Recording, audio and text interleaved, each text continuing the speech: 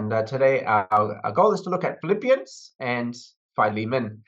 So let's pray, ask for God's help as we begin. Heavenly Father, thank you so much that we can gather together today. Thank you that the gospel is worth living and dying for. We thank you for the joy that there is in knowing Jesus and in making him known. And so we pray that even as we go through this class today, as we dig into Philemon and Philippians, that you would give us joy as we do so. You grant us fresh insights into the gospel and what it looks like to live a gospel-shaped life in partnership with other Christians. So we commit this time to you now, Lord, in Jesus' name. Amen. Well, the letter of Philippians is a book that is all about gospel partnership. It's a letter about gospel partnership. And it's always a good question to ask. Why am I involved in my church? Am I there to give or am I there to get? Am I a consumer or am I a gospel partner? And very often, of course, in churches, we find people that are there to have their preferences met. They want a certain style of church, and so on. But Philippians turns that on its head. In Philippians, we have a wonderful letter that is all about service. It's all about the advance of the gospel. It's all about the joy and the growth of others. It shows us how the gospel shapes our life so that we are those who are humble, sacrificial servants of others, and not just living for ourselves. And of course, one of the striking things about the book of Philippians is that although Paul's writing from prison, it's full of such joy. He starts off being so thankful for their partnership in the gospel from the first day until now. He rejoices, and he says to them, rejoice always. I say to you again, rejoice. So it's a letter that's full of joy in the gospel and in gospel partnership, even though his physical circumstances are not very good. And in this letter, Paul is encouraging the Philippians to stand firm together, to be united in the gospel, and to strive for the advance of the gospel, to see it go forward, and to be willing to suffer and serve to see the gospel going forward. And so it's a great letter, I think, to encourage us as we think about preparing for ministry ourselves. That this is something that is worth living and dying for. There's nothing that will bring greater joy or happiness. There's nothing more important. It's worth all the sacrifices. It is worth all the service that we're doing.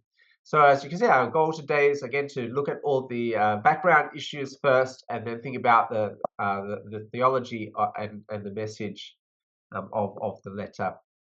Well, let's start with authorship, historical context.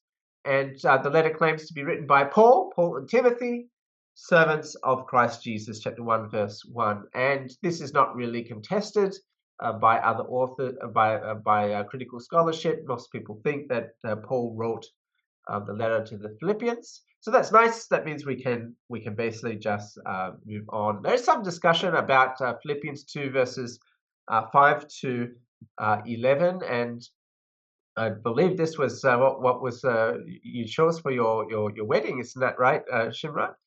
It's a passage that you had for the wedding.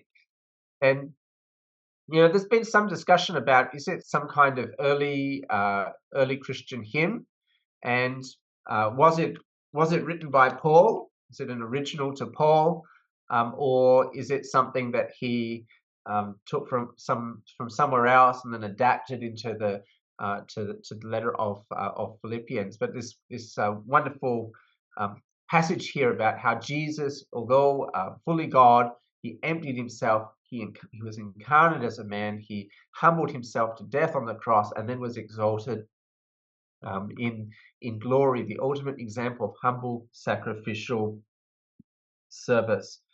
So there's no reason it couldn't have been composed by Paul if it is indeed a hymn, or no reason why he couldn't have adapted it if if it isn't. But otherwise, everyone thinks that Paul wrote the letter. So we can go on and let's think about the audience. And Philippi is a Roman garrison that is in the Roman province of Macedonia. Can you see it on the map there? It's a bit small, isn't it? But maybe you can find it. It's up in the top left-hand corner. You can see the Roman province of Macedonia here, and you can see that Philippi is that coastal city there. So it's planted during Paul's second missionary journey. That's the purple line here, Paul's second missionary journey, and we can read all about it in Acts chapter 16. So the church is planted by Paul, Silas, Timothy, and Luke himself. Luke uses the pronoun we in chapter 16, and that seems to indicate that Luke is present even as with Paul on this part of the second missionary journey. And because there is no synagogue in the city, Paul's normal process in Acts is always to go to the Jews first and then to the Gentiles. But because there's no synagogue, instead he goes to the river where the Jews are gathering to pray. And then the first convert is Lydia, who is a wealthy Gentile God-fearer. Her heart is opened to God to believe the message. She welcomes Paul into her home. And then Paul drives out an evil spirit from a fortune-telling slave girl, and he's subsequently arrested. They're beaten. They're thrown into jail for disturbing the peace. And then they are joyfully singing in the prison cell. And this, when there's an earthquake and so on, this all leads to the conversion of the Philippian jailer and then his family. And Paul is then ejected from the city with a formal apology from the authorities. And this gives you a picture of the diversity of the church, right? You have Jews and Gentiles, you have rich and poor. And as we go across to 2 Corinthians, we see that Paul writes with a lot of affection for the church in Macedonia, which includes the Philippians, because he says in chapter 8, verse 3, that they gave beyond their means, despite their extreme poverty and their severe test of affliction. They begged to be part of Paul's effort to provide relief for the saints in Jerusalem. Paul says they gave themselves first to the Lord and then by the will of God to us, that their wealth of generosity overflowed in an abundance of joy. And many of those themes that you find there at the beginning of 2 Corinthians 8 to describe the Macedonian church, they find their way into the letter of Philippians as well. Joy, suffering, gospel generosity, gospel partnership, all these things they're in the book of Philippians. So they give you a picture of what this church was like. So Paul kept his links with the Philippian church through Timothy. We read in Acts chapter 19. He stayed with them on at least 2 occasions. We can read of that in Acts chapter 20 and also in 2 Corinthians 1 and 2. And Paul considered them to be his gospel partners because again and again they provided for his needs. And it seems the most recent occasion is that they have sent Epaphroditus to wherever Paul is imprisoned, and they've brought him a gift of money. So all this background, it helps us to understand the close relationship between Paul and the Philippians and why he's so joyful, why he loves them so much, why they are so dear to him.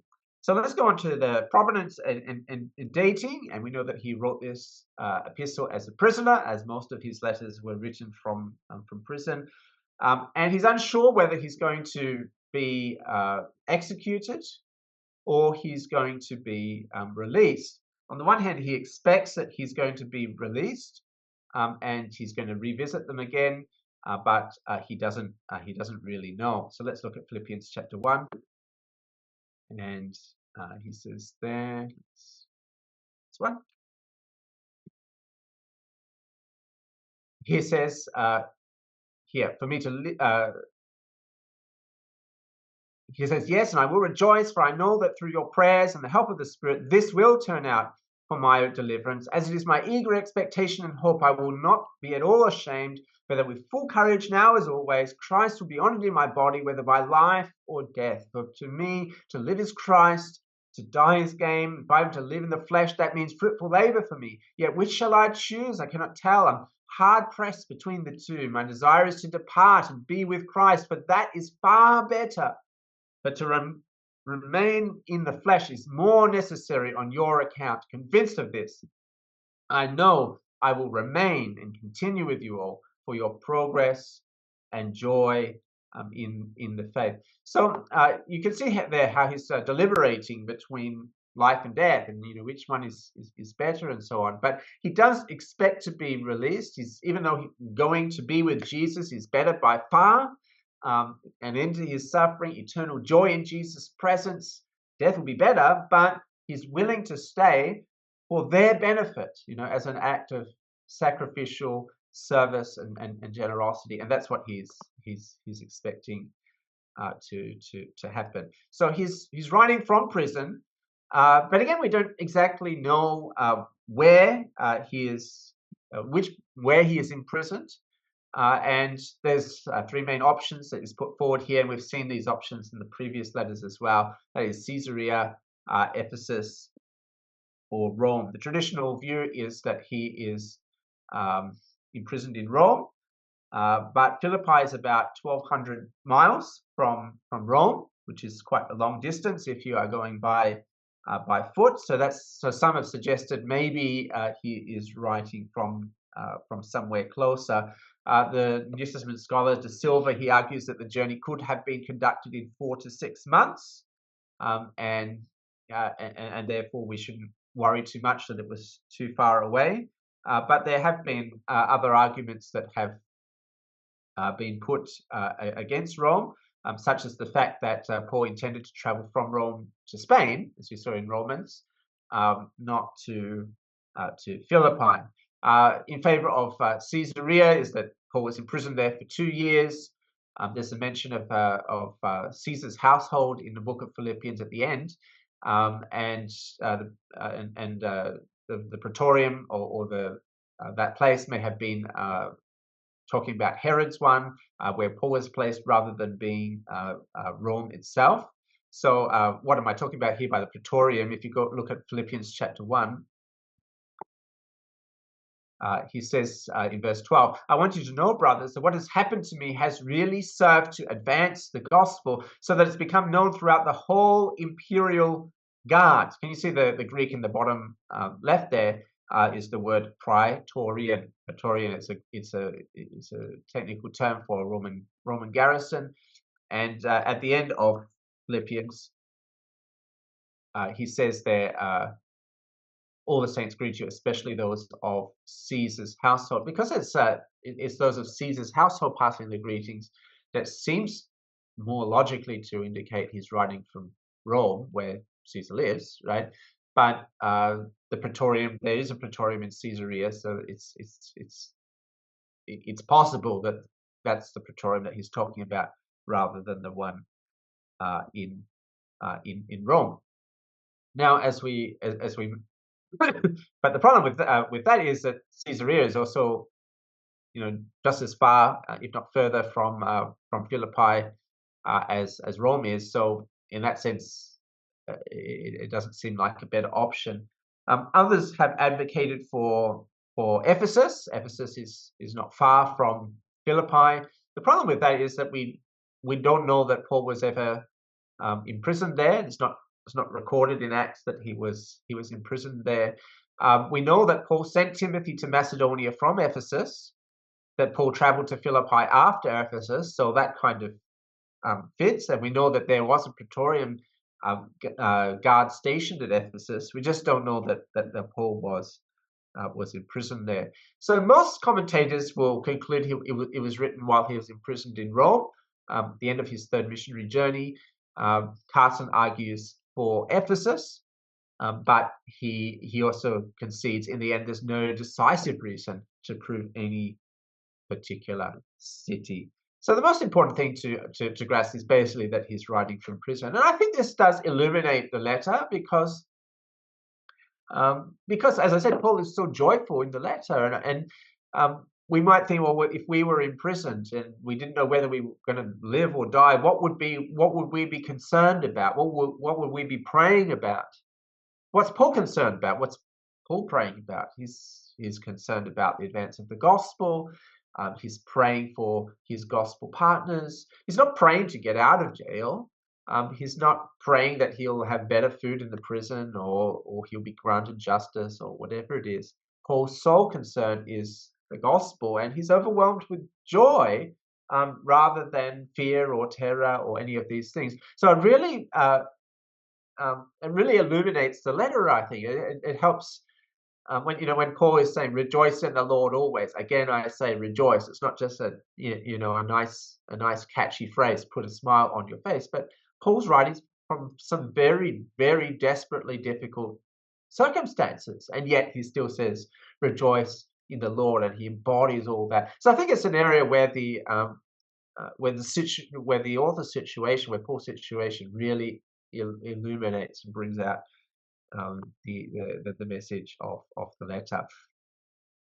Okay, so let's move on to occasion and purpose. And essentially, what prompts Paul to write the letter is that he has received this monetary gift from Epaphroditus to support him in his ministry. We see that at the end in chapter 4. Let's have a look at that, chapter 4 and verse. Let's pick up from verse 14. It was kind of you to share in my trouble. You Philippians yourselves know that in the beginning of the gospel, when I left Macedonia, no church entered into partnership with me in giving and receiving except you only. Even in Thessalonica, you sent me help for my needs once and again. Not that I seek the gift, but I seek the fruit that increases to your credit. I have received full payment and more. I am well supplied, having received from Epaphroditus the gifts you sent, a fragrant offering, a sacrifice acceptable and pleasing to God. And my God will supply every need of yours according to his riches in glory in Christ Jesus. So, in that sense, what prompts Paul to write the letter is he's imprisoned in Rome, and he's just received this monetary gift from them. Now we need to remember that in the first century, if someone is imprisoned, it's not like today where the state will provide food and good living conditions or whatever for you. You're very much dependent on friends or outsiders to bring you food, to bring you anything that you need so that you don't die in the jail. So it's understandable why Paul is so grateful for their gospel partnership. So he's writing to thank them. He's very careful as he thanks them. He doesn't want to make it seem like he's thanking them so that they're going to send him more money. Sometimes people write their ministry newsletters in that kind of way, isn't it? They're thanking their supporters for the money, but really they're hinting at, yeah, actually, I really need more. Please give me some more. But no, Paul's he's genuinely thankful. He's content with whatever he has, and he wants to update them on what's happening with him and to encourage them. But clearly, as you read through Philippians, his goal is more than just thanking them for the money. He takes the opportunity to encourage them. And the heart of his appeal is in Philippians 1, verses 27 to 30. So let's read that, and then maybe you can let me know what you think he's trying to encourage them as he writes this letter. So let's have a look. Chapter 1, verses 27 to 30. And in every letter, we've tried to identify what are the key verses in the letter, and these are a good candidate for the key verses in Philippians. So let me read it, and then you can tell me what you think these verses say about Paul's purpose in writing the letter. He says, "Only let your manner of life be worthy of the gospel of Christ, so that whether I come and see you or am absent, I may hear that you are standing firm in one spirit, with one mind, striving side by side for the faith of the gospel, and not frightened in anything by your opponents. This is a clear sign to them of their destruction, but of your salvation, and that from God. For it has been granted to you that for the sake of Christ you should not only believe in him, but also suffer for his sake, engaged in the same conflict you saw I had, and now hear that I still have. Okay, so as you have a look at those verses, what do they seem to suggest about the occasion and the purpose of the letter? In Christ-centeredness in terms of in times of suffering. Yeah, okay, so tell us more, and where did you get that from? Sorry? Where did you get that from? Which verses are you looking at? I'm looking at 27.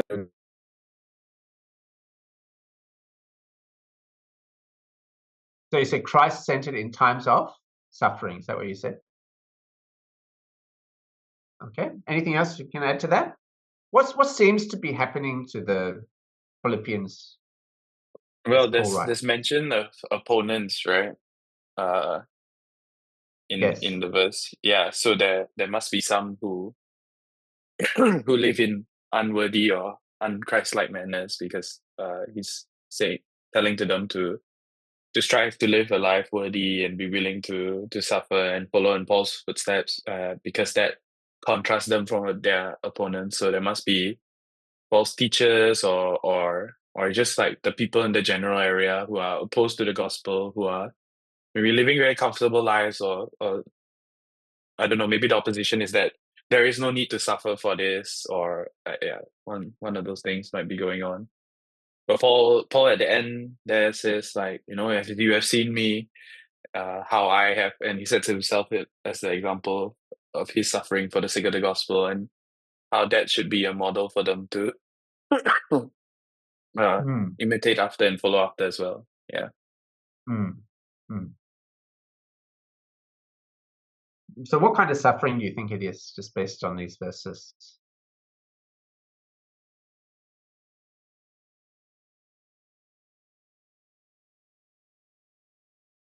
Persecution, like, physical, I guess.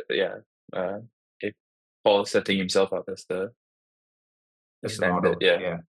Yeah, so it says in verse 30, isn't it? You're engaged in the same conflict you saw I had, and now hear that I still have. What conflict is that? Well, remember we just saw when he went to Philippi in Acts 16. What happened to Paul?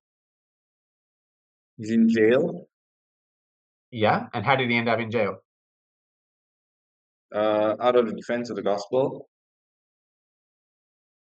Yeah, so remember he preached to the fortune-telling slave girl, and then the slave girl's master caused a riot. She wasn't making money for him anymore, so he got thrown into the prison and beaten by the authorities and so on, right? So that was his situation. He was imprisoned. He was unjustly arrested, although he was a Roman citizen. He was beaten and so on. And then as he writes Philippians, what's his situation?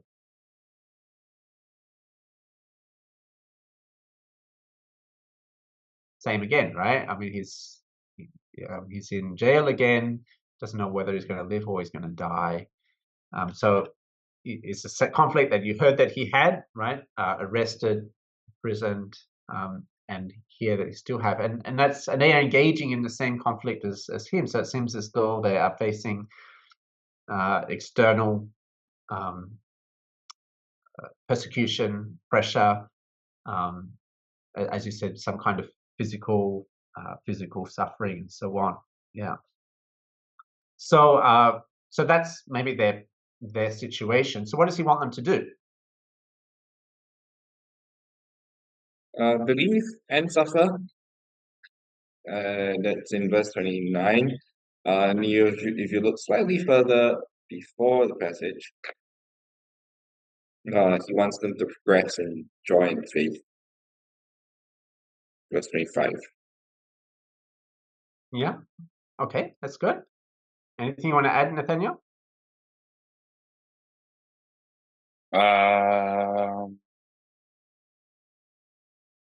for what they should do. Yeah, what's his purpose? Yeah. I guess that they are not afraid also. Yeah. In verse 28, not frightened in anything by your opponents. Right. So he's Yeah. definitely wanting to encourage them to Yeah. Okay, stand and firm in then suffering, isn't it? Yeah. yeah, and it's interesting because like the contrast like has a sign of to them of their destruction, but of your salvation and that from God. And so like this suffering is not a sign that they're believing a false gospel or they don't have salvation, or but actually it is a sign that they do have a true faith, and they do believe, as it's a sign of Yeah. your salvation that from God. Yeah. I mean, there's you see that note of God's sovereignty shining through here, isn't it? And Yeah.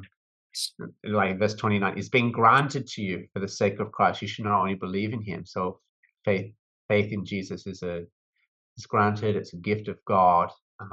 Salvation is God's work, but also God's sovereignty then extending over that into even suffering comes from God's hands and so on. Yeah. A key here is to pick up. You see this word here, only, monos. Only let your manner of life be worthy of the gospel. It's like this is the main thing. You know, if I was going to, Paul is saying, if I'm going to sum up the whole thing, this is my main message for you. Live a life worthy of the gospel of Jesus. That's his purpose. That's what he wants to encourage them to do. But what does that look like? He then kind of fleshes that out a bit here, isn't it? It means unity, being united, but united in striving for the gospel, right? So what's a life worthy of the gospel? It means striving for the advance of the gospel together with your gospel partners. That's what he really wants them to do, and doing that even in the midst of suffering. So so there's a very strong emphasis in Philippians about wanting to see the gospel advance, see more people come to trust in Jesus, and that means the gospel, striving to proclaim Jesus, but also letting the gospel shape your whole life. That's why a good title for Philippians is kind of gospel-shaped life, gospel-centered life, kind of thing. They're saying, look, make your life worthy of the gospel. Let the gospel shape how you live, as you proclaim it, as you are united, as you are humble, as you suffer, as you are sacrificial in your service. Okay, so we can add to that as we look further on in the letter. So he wants to address a form of hedonism that focuses on pursuing earthly comforts of the world instead of suffering service shaped by the cross. And we see that coming through, for example, in chapter 3 and verse 17 to 21.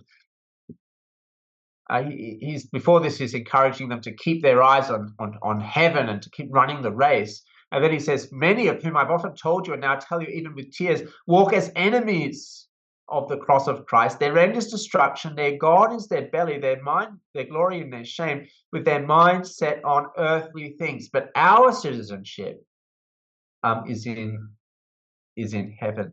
So part of living a life worthy of the gospel means focusing on heaven and living for the things that really matter, instead of just being focused on earthly things, on your belly, on filling your stomach.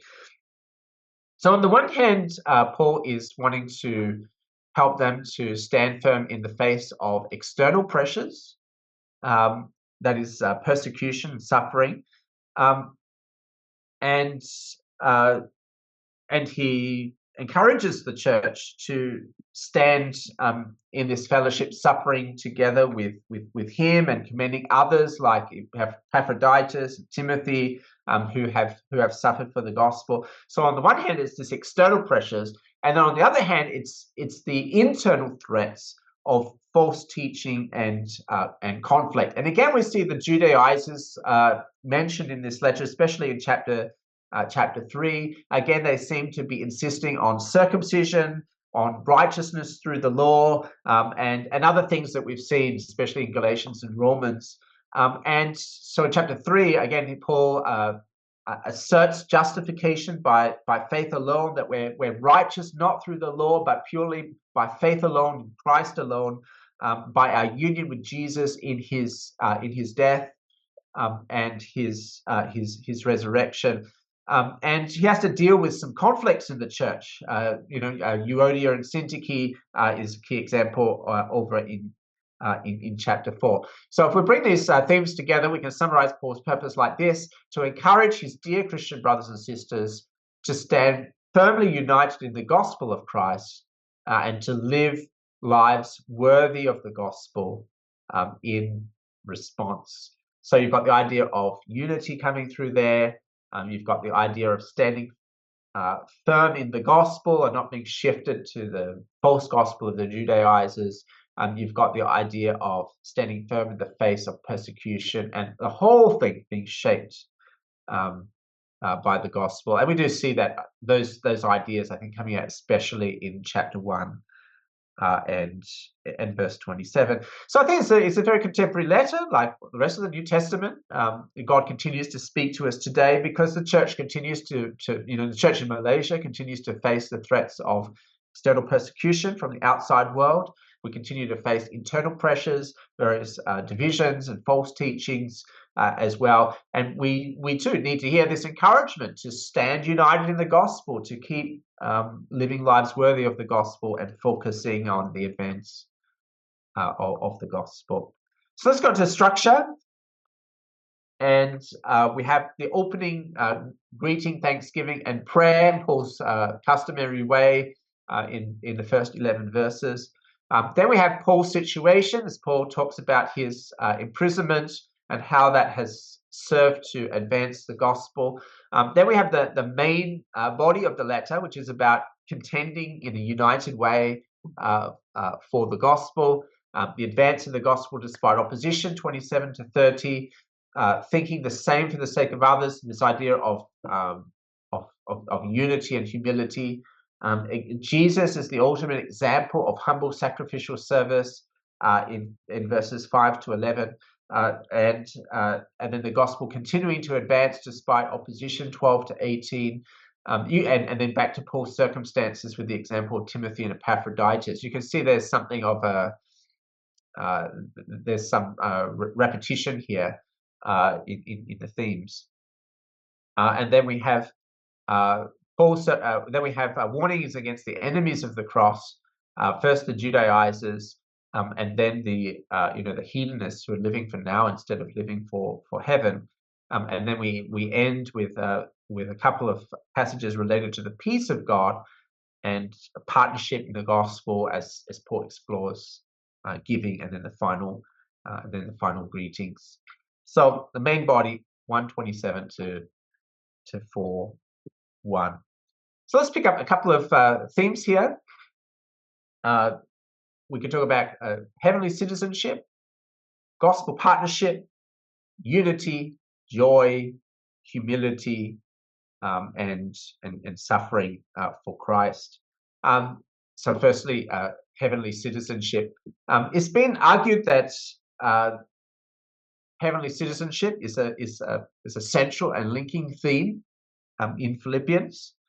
And it's asserted at various points. We just read it in chapter 3, verse 20. Our citizenship is in heaven. So the Christian here is being encouraged to live as an outpost of heaven, battling enemies without and enemies within, standing together as an army. And I guess it's worth remembering that Philippi was an important Roman garrison, you see. And remember, when Paul goes to Philippi the first time in Acts chapter 16, he asserts there his Roman citizenship. So the Philippians were proud of being a Roman garrison. They were proud of their Roman citizenship, which gave them certain rights and benefits in the Roman Empire and so on. So Paul is taking this image, which they would be very firmly aware of, because as a garrison, you're always seeing the soldiers going around and so on. He takes these images that they're very familiar with, and then he reapplies them in a gospel sense. He says, look, the most important citizenship you have is not your citizenship of Rome. It's not that it's not that you're the great. What's most important is not that you are part of this great Roman outpost, this garrison called Philippi, but you're an outpost of heaven. You're part of the heavenly army, and so on. And so, for example, if you have a look at chapter 1 and verse 27, and he says there, only let your manner of life be worthy of the gospel of Christ, so that whether I come to you or am absent, I may hear of you, that you are standing firm in one spirit, with one mind, striving side by side for the faith of the gospel. And this is very evocative imagery. It's picking up the idea. It's picking up the picture of the Roman army. You see, why the Romans were so successful in growing their empire and winning battles was because of the way that they waged war on the battlefield, right? And what the Romans used to do is they used to come together in these kind of square blocks, few blocks, and they'd have these tower shields, which went from the ground up over your head, right? And they'd all stand together next to each other.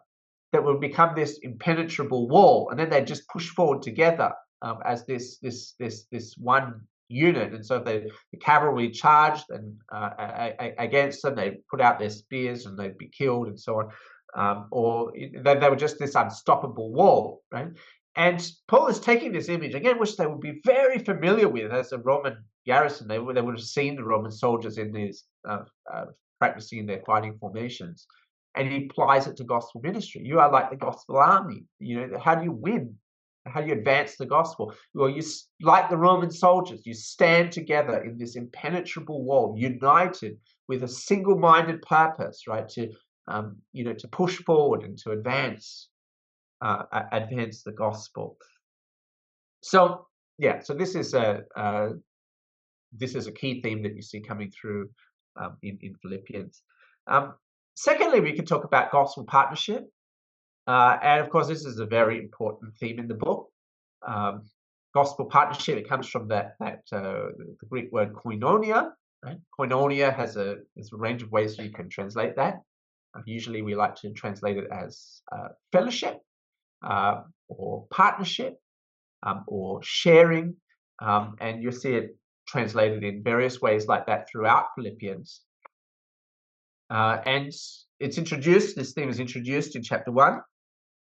I thank God in all my remembrance of you, always in every prayer of mine, for you all making my prayer with joy because of your partnership in the gospel from the first day until now. And you can see the word there down the bottom there is koinonia, right? Is their fellowship or their sharing in the gospel from the first day until now. It says it's right for me to feel this way about you because I hold you in my heart, because you are all partakers with me of grace. And you can see the Greek word there, koinonos, right? Again, it's the idea of sharing, fellowship, partnering together, and so on. And you see this recurring throughout the letter, the idea of standing firm together for the gospel. They're standing, they're sharing fellowship as they press forward with this common goal. And we see at the end of the letter with the idea of their giving, and he talks about there in verse 14. It was kind of you to share in my trouble. You Philippians yourselves know in the beginning of the gospel, when I left Macedonia, no church entered into partnership, koinoneto, with me in giving and receiving except you only. So it's then gospel partnership is a big key, right? They share together, and they're sharing together. It's a fellowship or a togetherness partnership that is created by the gospel itself. They share together. They're united because together they are citizens of heaven. Together they have received grace from God. And together they have, therefore, a common goal, right? They have a common goal to see the gospel advance. They have a common goal of striving forward for heaven. And so they're united together. And so because they are united, they are partners, they have fellowship in the gospel, then they are to, number one, live out that fellowship, which means pursuing unity. And in chapter 2, there's all the things there about not looking to your own interests, but looking to the interests of others. That is, they are to work hard to preserve and to grow their unity, their fellowship. And but not just for its own sake, right? They are to stay united in the gospel, to stay as one, so that together they can strive forward with a common goal, right? Which is to see the gospel going forward. And even the giving, it relates to that, right? They're not just giving money to Paul to help him when he's in prison, but they're giving money to support him so that the gospel can advance. So gospel partnership, fellowship is a really key theme. And of course, it's very closely related to the idea of unity, right? Because being united, in a sense where being partners in the gospel means that you're already united in Jesus. And so hence all of the exhortations in the letter to pursue unity. We see that especially in the central section. Let's go across to chapter 1, verse 27. And you see the repetition here. Only let your life be worthy of the gospel of Christ, and with the rest come and see you, or I'm absent, I may hear of you that you are standing firm in one spirit, with one mind, striving side by side for the faith of the gospel. So you see that emphasis on unity there, one spirit, one mind. And then he continues on that into chapter 2. He says there, if there's any encouragement in Christ, any comfort from love, any participation in the Spirit, notice the word koinonia is back there again. Complete my joy by being of the same mind, having the same love, being in full accord and of one mind. Do nothing out of selfish ambition or conceit. In humility count others more significant than yourself. So they're already united in the gospel, the love of God, the Spirit, and so on. They're united in the work of the triune God. They're united in the gospel. And so as they live out lives worthy of the gospel, they are to pursue that unity, to pursue and maintain that unity by having the same mindset. And what's the mindset that he has in mind here? Same mindset, the same love. It's a mindset of humble, sacrificial service, considering others more significant than yourselves. And then he holds up Jesus as the ultimate example of that. The end of the letter also has various exhortations to unity as well, especially to have peace, right? So you see he wants Euodia and Syntyche to agree in the Lord, to be united in Jesus, and there are various other exhortations here to have peace. So we have gospel partnership, we have unity, and we have heavenly citizenship. So let's go to the next theme, and that is the theme of joy, right? And joy is really a major focus of this letter. The word joy appears 5 times in the letter, and the word rejoice appears 9 times in the letter. So it keeps coming up again and again. I mean, Philippians is only 4 chapters, so if the word is there 14 or more times in 4 chapters, then it's quite a lot of times.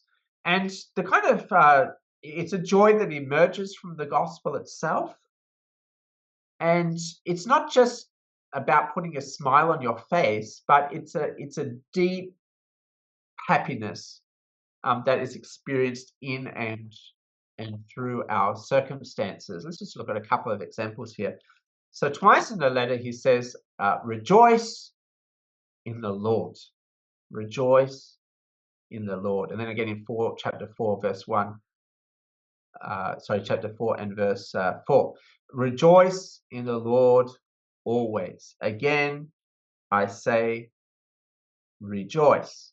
So it's not it's not rejoicing in suffering in the sense of, oh, I'm so happy that I'm in prison, I'm so happy that I'm sick, I'm so happy that so you've lost a loved one or something and you're at a funeral, and because it's rejoice in the Lord always, I can't cry and I can't grieve and I'm just walking around smiling as if nothing's happened. That's not what is meant here. It's not, when he says rejoice in the Lord always, he's not saying you always have to have a smile, always have to be happy and so on.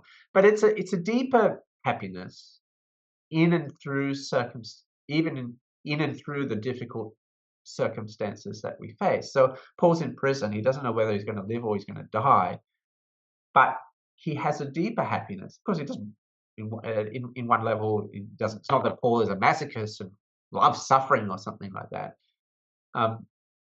But he loves Jesus, and because he's already got so much in Jesus, he can rejoice no matter what is happening. We can see this come through many times. So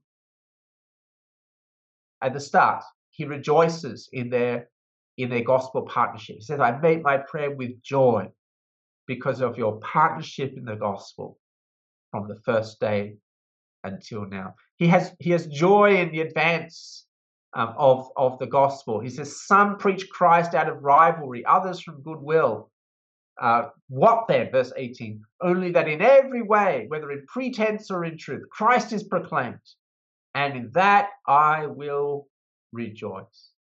He says, yes, and I will rejoice. Even though he doesn't know whether he's going to live or he's going to die, he says he will rejoice. And as he's making this choice between life and death, to live is Christ, to die is gain. It's better for me to go and be with Jesus, but it's necessary for me to remain with you. How does his reasoning end here? Well, he says, I know that I will remain and continue with you all for your progress and joy in the faith. So Paul wants to continue so he can keep preaching the gospel so that they will be joyful and they will rejoice in him. He says, look, complete my joy by being of the same mind, having the same love. So as they live out the gospel in this humble, sacrificial way, this brings him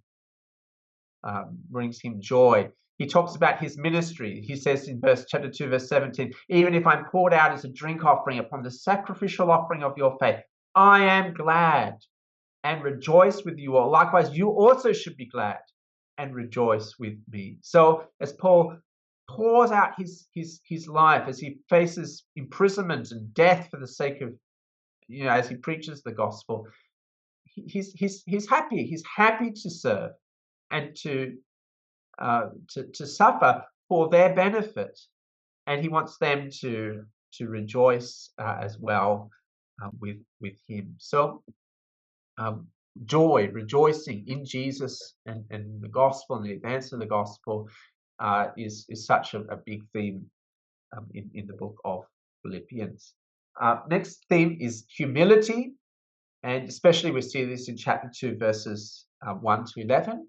We are to have the same mindset as Jesus. And what is the same mindset that Jesus had? It's a mindset of humble, sacrificial service. Do nothing from selfish ambition or conceit, but in humility count others more significant than yourselves.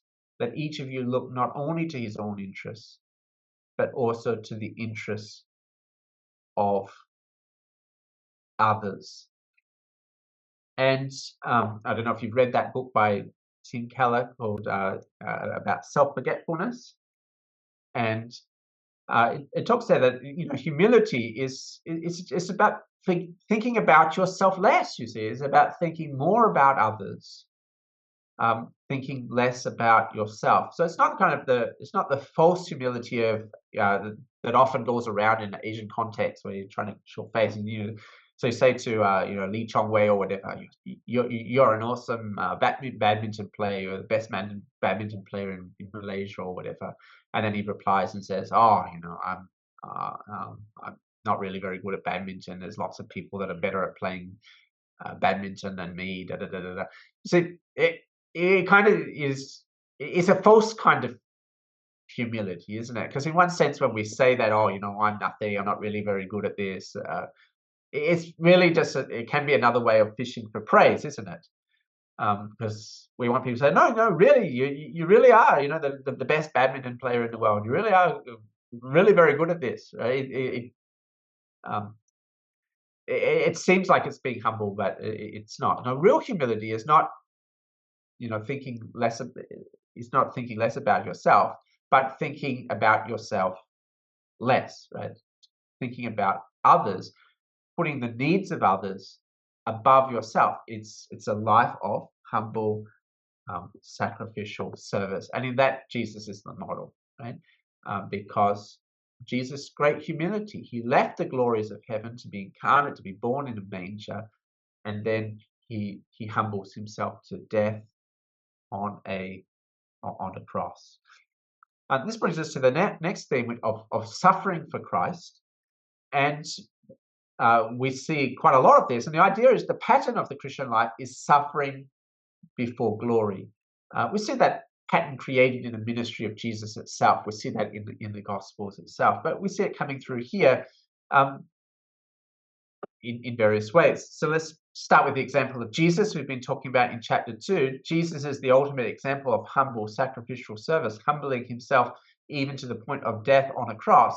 But then it continues, therefore God has highly exalted him and bestowed on him the name that's above every name, that at the name of Jesus every knee should bow in heaven, on earth, and under the earth, and every tongue confess that Jesus Christ is Lord, to the glory of God the Father. So Jesus' path is one of suffering first, but ultimately leads to glory. And notice the word therefore there. Why is Jesus exalted? Why is Jesus raised and glorified? It's because of his sacrifice, because he humbled himself to death on the cross, and ultimately the glory goes to God the Father. But we see a similar pattern that we are called to as well, as we live a life of suffering for Jesus. This leads ultimately to salvation in the end. Or in chapter 3, Paul says that what's his goal? His goal is to know Jesus, the power of his resurrection, sharing his sufferings, becoming like him in his death, that by any means possible I may attain the resurrection of the dead. And then he talks at the end of the chapter about how Jesus is going to transform our lowly bodies to be like his glorious body. So all throughout here, we see the pattern is of suffering first and glory later. Jesus has already taken this path of humble sacrificial service at the cross, leading to his exaltation to the glory of God the Father. And we are to take the same path as we live gospel-shaped lives worthy of the gospel. That means suffering now, sharing in Jesus' sufferings, looking forward also to glory and to being in heaven with him, with same transformed, glorified body that Jesus has. Right? So, heavenly citizenship, gospel partnership, unity, joy, humility, and then suffering before glory. Now let's look at the issues in in recent scholarship, and then we can pause there and see if you've got any questions after that. Put the slides back up. So here's a couple of issues that are discussed. Firstly, the origin of the Christ hymn. We've already seen that in the introduction earlier. Where did those verses come from? Were they written from Paul? Were they did it come from some other source?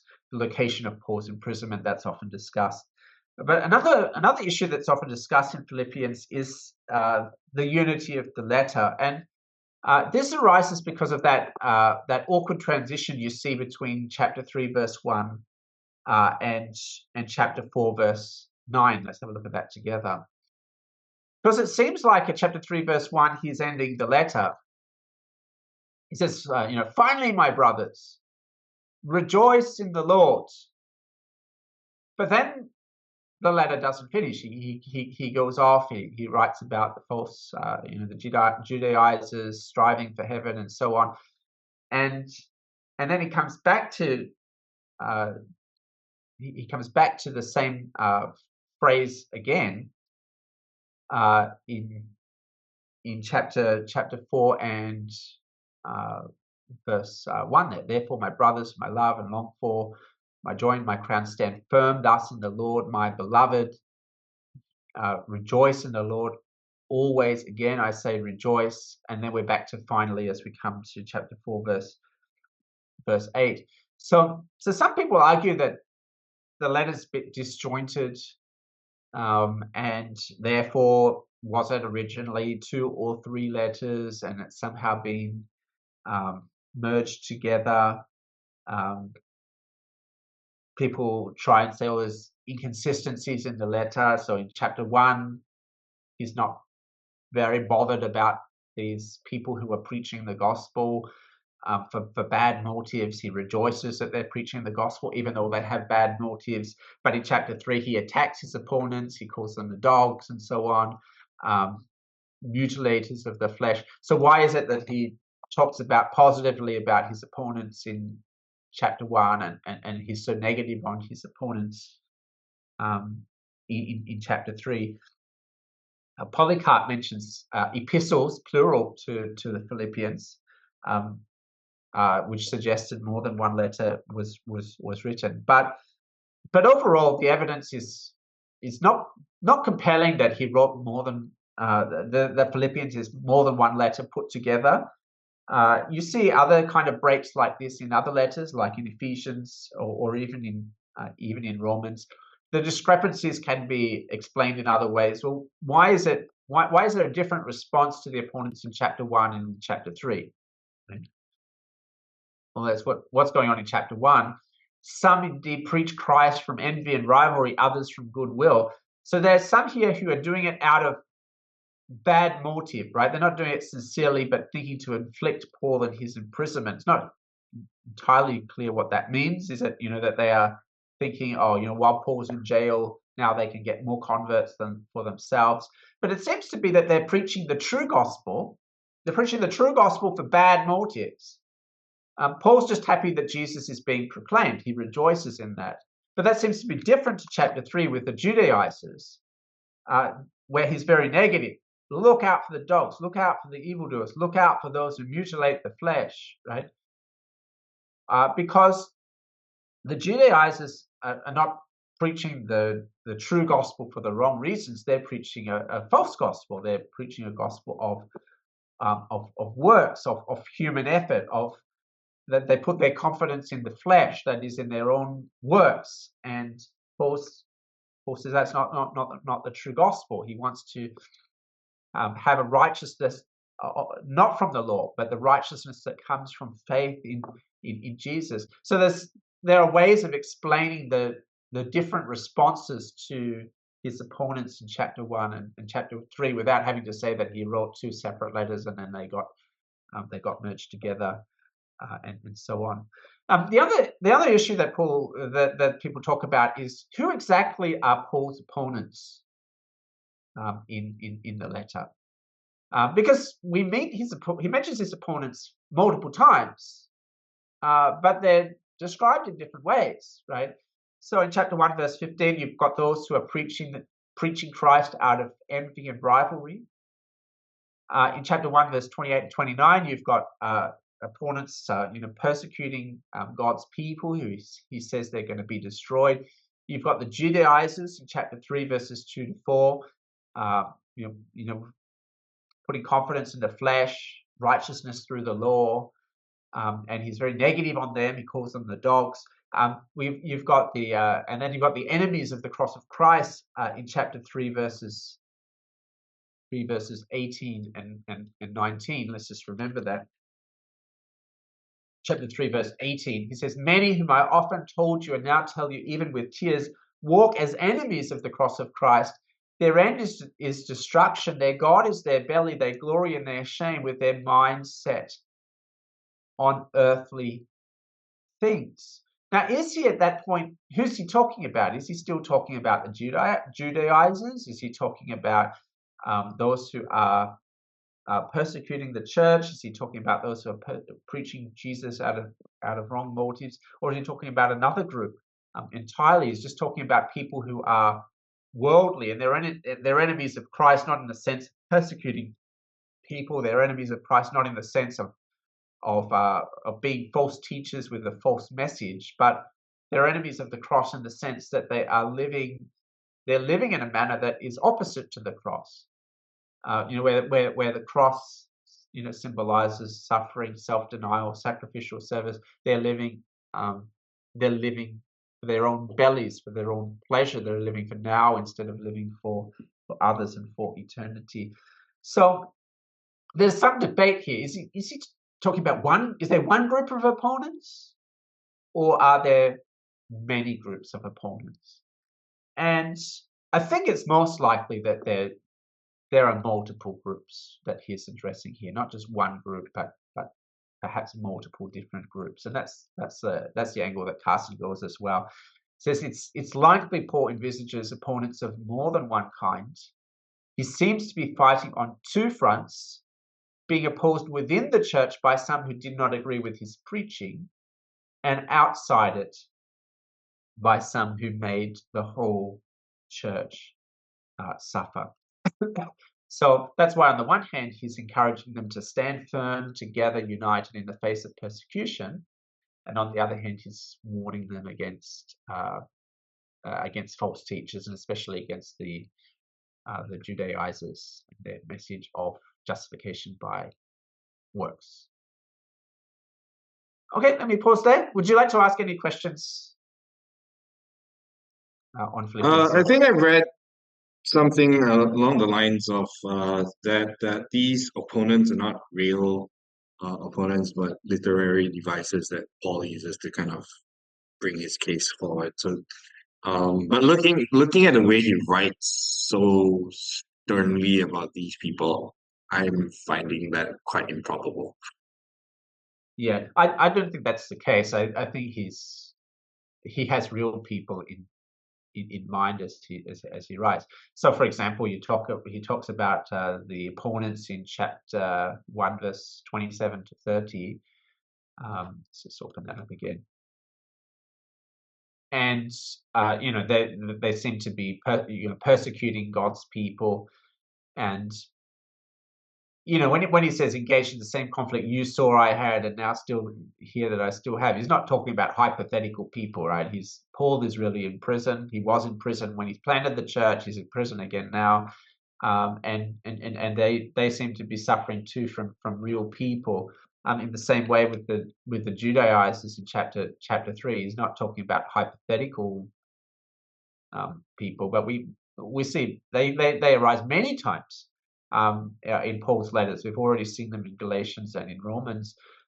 We will also see them, you see them coming up again and again in the book of Acts as well. So there's no reason to think that they were a hypothetical group. They seem to be a real group of people. And so I suspect the other groups are the same, whether it's the worldly people at the end of chapter 3 or whether it's those preaching Christ with bad motives in chapter 1. I think he's very much talking about real people, not hypothetical people. Yeah.